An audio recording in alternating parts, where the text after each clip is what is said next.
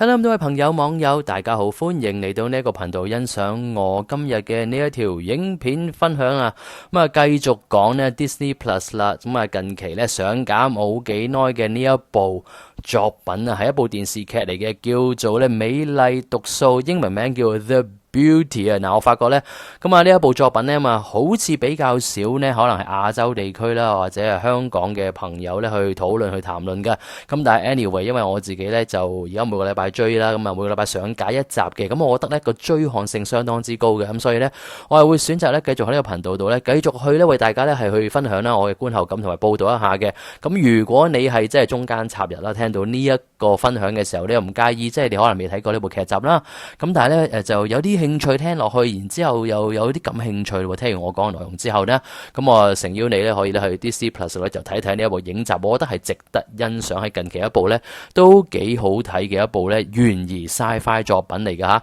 咁我哋可以咁講係呢個叫呢 body horror 作品㗎嘛。講到 body horror， 當然啦，最近期印象深刻嘅當然係 Demi Moore 嘅呢一部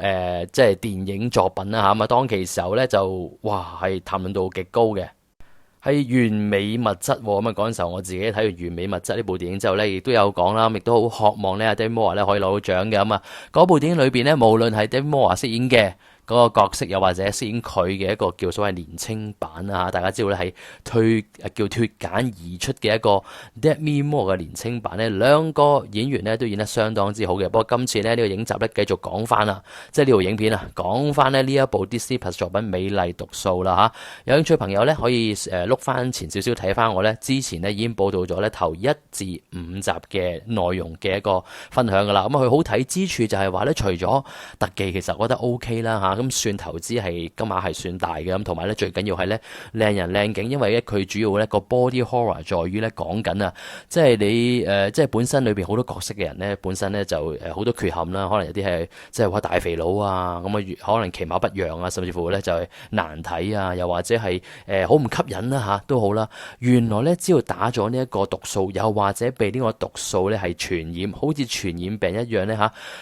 受到感染之後咧嚇，竟然有一個幾好嘅效果喎，就係咧你係會無端端呢個人咧係會肢體扭曲啦，然之後咧成為咗一個繭㗎。咁呢個繭咧有啲似係啲蝴蝶嗰啲繭啦，捉咗個繭之後咧脫繭而出，變咗全新嘅一個你。咁咧全新嘅你咧係新到咧係完全唔係你年青嘅你，直頭係個樣係唔同晒，但係咧肯定咧就係一個咧非常之吸引力極高嘅一個靚仔或者靚女。咁除咗你有個年輕嘅 body 啦，有個美貌之外咧，男仔咧就會係非常之咁哇大隻啊，6嚿腹肌啊咁樣啦，唔使練都有啊，唔使節食啊。而女仔咧就非常之好身材，總之就一定係一個咧超級模特兒嘅一個質素嘅。咁所以咧，因為佢有呢個基本條件底啊，咁所以我哋可以能夠咧想像到呢部電影咧或者呢部作品啦嚇，裏邊咧全部都係靚仔靚女啦咁樣。好啦，咁去到第6集嘅發展咧係點樣咧？嗱，之前承接翻上一集第5集咧已經交代翻啦嚇，佢係 day back flashback 咁樣交代翻究竟裏邊呢一個咧所謂我哋咁講啦大反派啊，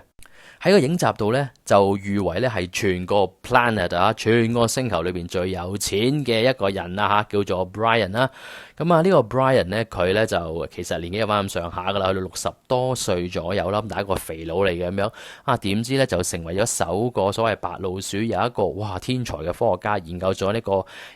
個毒素啦，我哋叫做美麗毒素 The Beauty， 打咗佢身體裏邊之後咧，竟然咧就即刻回春變咗咧，除咗後生晒之後咧，仲要係非常之咁 model 型嘅身材啦，咁啊，同埋最緊要係佢話變咗自己咧係哇個能量啊，好似充滿咗能量一樣啊，朝氣勃勃啊！呢個勃勃咧仲唔係淨係年青人嘅勃勃咯，係就係仲勁過年青人添啊！大家幻想到個勃勃係咩意思啦？咁咧點知咧佢原來咧非常之有陰謀嘅，佢覺得咧話呢一個咧可以能夠令佢揾大錢啦，可以公司上市啦咁樣嘅。咁但係咧喺呢一集度啦嚇，繼續延續落去就話呢個科學家咧就警告呢一個有錢佬啊，其實咧呢一個所謂美麗毒素咧係未係完全咧有足夠嘅數據去睇到究竟咧注射咗之後有啲咩 side effect 嘅，咁啊好可能咧會有一啲佢哋意想唔到嘅 side effect，就等於一啲傳染病一樣，咁啊所以咧其實咧係即係要上到觀察啦嚇，咁啊當然啦，呢個科學家咧條命仔保得住，呢一個有線 O'Brien 唔殺佢咧，就主要原因就係因為咧個科學家話咧，其實咧佢研究到一個好大嘅問題，就係原來經過咗嚇855日之後咧，佢發現到咧呢個病毒咧會成為咗一個咧類似炸藥咧會自動爆炸，亦即係話咧，如果你係注射咗呢一個毒素之後呢，好大可能啊，根據佢嘅實驗嘅嗰個 result 咧，855日之後咧你就會爆炸啦。呢人體爆炸咧，其實咧如果睇翻頭5集咧，大家就知啦，係出現咗噶啦已經。咁啊，因為而家呢個講緊呢個成個 day back 講翻之前係點樣發生成件事啊嘛，係咪？佢有錢佬點樣有呢個毒素，同埋毒素點樣去蔓延開去成為咗傳染病，咁所以咧喺開頭幾集我哋知道咧係嘅，阻止唔到，裏邊有好多 supermodel 咧嚇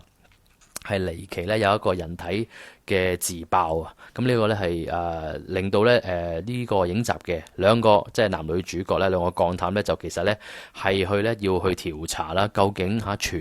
全球唔同國家都有呢個超級 model 人體自爆，究竟係咩原因嘅呢？咁樣嗱呢一集咧就呢兩個即係幹探男女主角咧就完全欠奉冇佢份噶啦，成集咧就主要 focus 咧就又係繼續 day back 講翻發展落去點咧咁樣。好啦，咁有錢佬既然發覺科學家揾到呢個咁恐怖嘅一個即係可能性喺度，咁但係科學家又話咧，佢一定會咧係全力以赴咧去揾出一啲咧解藥，咁啊變咗咧解藥咧除咗可以幫到呢個有錢佬 Brian 之外咧，甚至乎 Brian 想推銷出去嘛，想賣出去賺錢咧，佢話咧解藥都可以一齊賣，咁啊變咗佢可以繼續咧去即係去揾大錢啦咁，所以咧先至可以保住條性命仔啊 Brian 唔殺佢咁解嘅啫嚇。嗱好啦，咁啊呢個係大概呢一集所講嘅圍繞個故事一個主線，但係咧好快咧就接住另一個主線嗱，呢個主線咧嚇。我必須要講呢，就係都好好睇嘅，但係咧呢個主線呢，有少少好似係咧抽離咗呢個故事嘅，因為佢喺中段突然間發生呢，就講另外兩個人物，呢兩個人物呢，就原來係頭先我講呢嗰個天才科學家團隊裏邊嘅其中兩個咧工作人員，兩個實驗室嘅工作人員，一個叫阿 Mike，一個叫阿 Clara。嗱 Clara 好特別嘅 ，Clara 咧應該係男人嚟嘅，但係咧佢咧就打咗啲荷爾蒙啊，咁啊想做一啲變性啊，佢又想變成一個女人，但係咧就暫時嚟講唔係好成功啦。佢話咧佢雖然做咗啦，令到個身體即係好差，好多唔好嘅反應，因為啲荷爾蒙咧而家好亂啊。咁但係咧奈何效果唔好啊！啲人見到佢咧依然咧知道佢係男人，佢又好想變女人。咁呢個咧就兩個好朋友嚟嘅 Mike 同埋 Clara 嚇。好啦，咁發生咩事咧？就係話咧佢哋喺呢一個實驗室裏邊咧有一次有一個機會咧發現到咧一個好高度嘅秘密，就係話咧其中咧有一個實驗咧係揾咗個猩猩咧去做一個實驗嘅時候咧，似乎咧打咗一種咧好神秘嘅一種即係注射之後嚇，隻猩猩咧突然間變咗形喎，變咗一個咧哇又係好似好強壯啦，好有肌肉啦，好活潑嘅嚇，啲毛啊生得好靚嘅，好似年青咗個猩猩咁樣喎。嗱，聽到呢一度大家就會 feel 到，咦，咪有啲似嗰個 Brian 打咗嗰啲注射咯，冇錯，正正就有啲注射，因為講緊呢個科學家咧，原來咧不斷咧為呢一個有錢佬 Brian 咧去繼續咧去研究點樣可以咧調節到呢一種毒素嘅時候咧，咁啊呢個毒素咧就擺咗落去猩猩度咧做一個實驗啦嚇，咁啊發現到一個問題，就係話咧猩猩打完之後咧，雖然有呢個咁嘅具體嘅外表嘅變化啦，但係咧個性情啊，個內在嘅性情都係大變嘅，突然間變到咧好 aggressive 啦，同埋咧好有攻擊性，好有敵意啦，咁啊殘殺身邊嘅人，包括一個佢最熟嘅一個即係女科學家啦，明明好有關係嘅，都要傷害佢嘅，咁結果最後被槍殺而死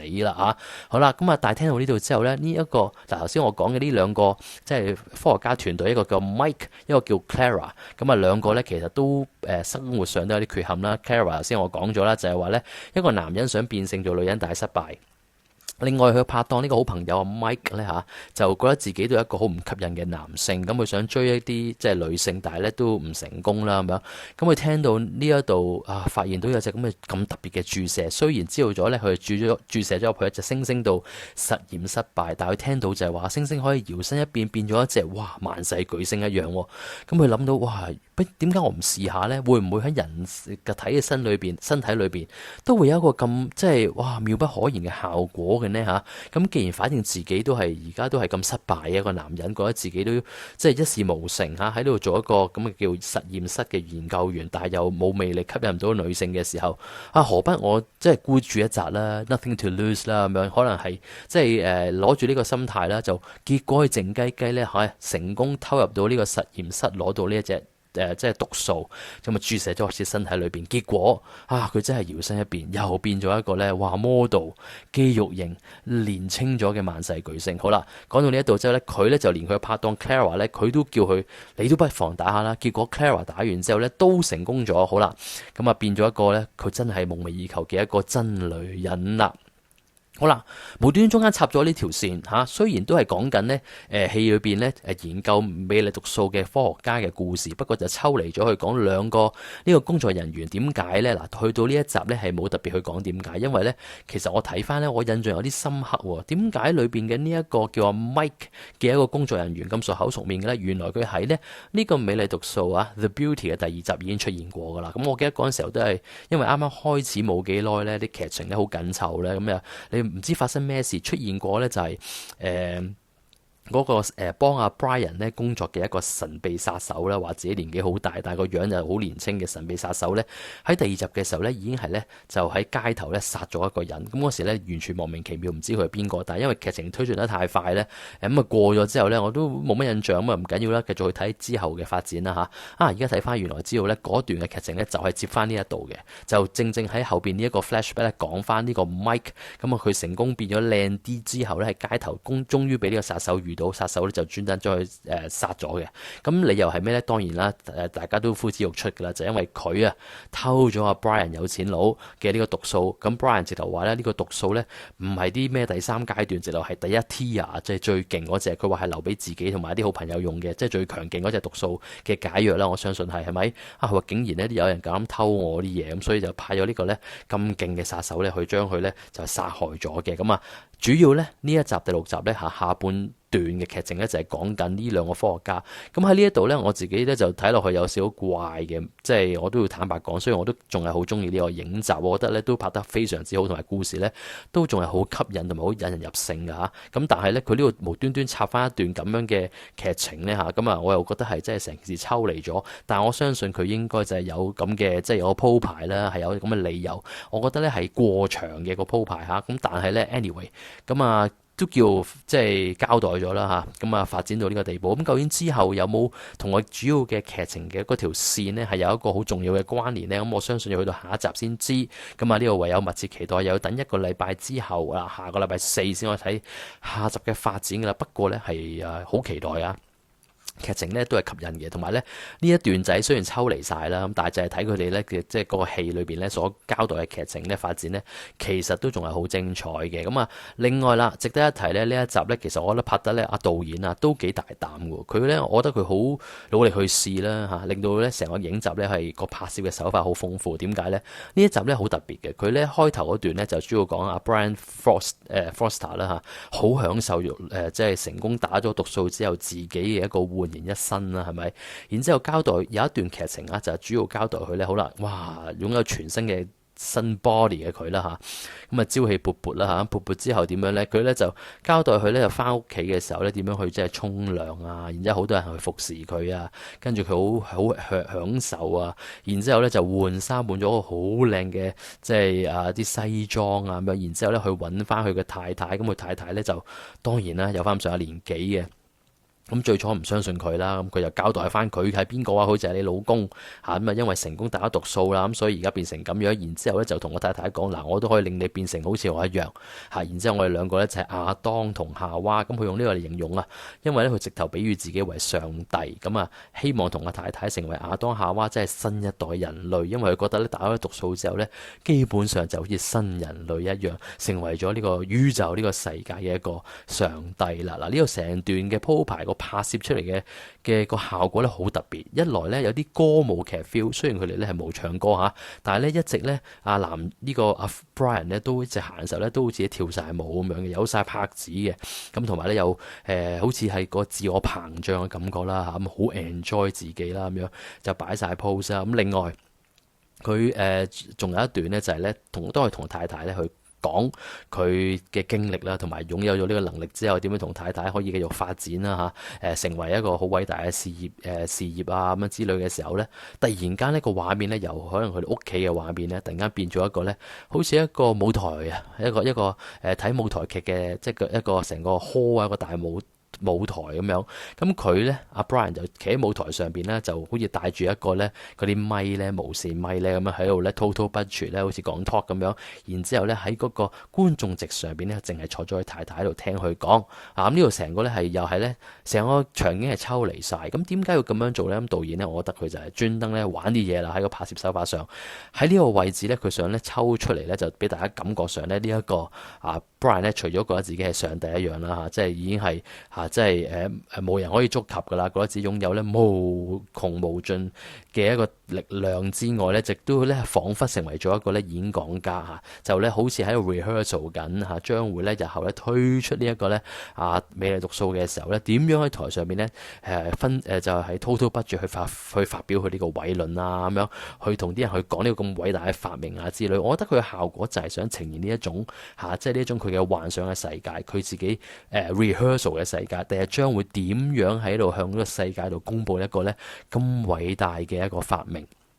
咁呢個咧表達手法啦，成個 delivery 咧，雖然係即係好似好抽離，但係我覺得出嚟效果咧又好吸引好特別嘅一個表達嘅手法同埋拍攝嘅手法。咁同之前幾集咧又好唔同下喎。咁所以我覺得咧呢一集嘅呢一段呢一落戲咧，導演又專登咁樣設計啦嚇，咁玩啲嘢啦，同埋咧又係咧刺激下我哋觀眾嘅眼球啦咁樣。所以咧呢一部劇咧，其實我覺得咧除咗故事吸引之外咧，我覺得佢每一集都俾到驚喜我無論係個意念上啦，或者係個視覺上都好有驚喜同埋好有效果。咁所以咧令到我咧睇完呢一集好快脆，又要等下個禮拜繼續追咁喺朋友仔覺得哇咁吸引咁吸引嘅一個即係個內容嘅話咧，可能咧每個禮拜等一集好似咧唔夠喉咁，可能有啲朋友想儲埋都 OK 嘅，因為我知道咧就係話咧，好啦，而家係去到第6集啦，下禮拜有第7集，咁去到最後4集嘅時候咧，佢係會每個禮拜出2集嘅，咁仲有我諗3個禮拜到完晒噶啦，應該就7、8、9、10係啦，仲有3個禮拜到就會完晒咁大家可能咧有啲朋友話咁我等下啦，等到2-3個禮拜一次我睇都無他嘅。Anyway， 今日咧我分享啦呢一個咧 Disney Plus 呢個最新嘅一個影集啦，叫做咧 The Beauty， 中文譯名叫美麗毒素，去到第6集，去到呢度先。咁中意嘅朋友咧，請你俾個like支持我啦。咁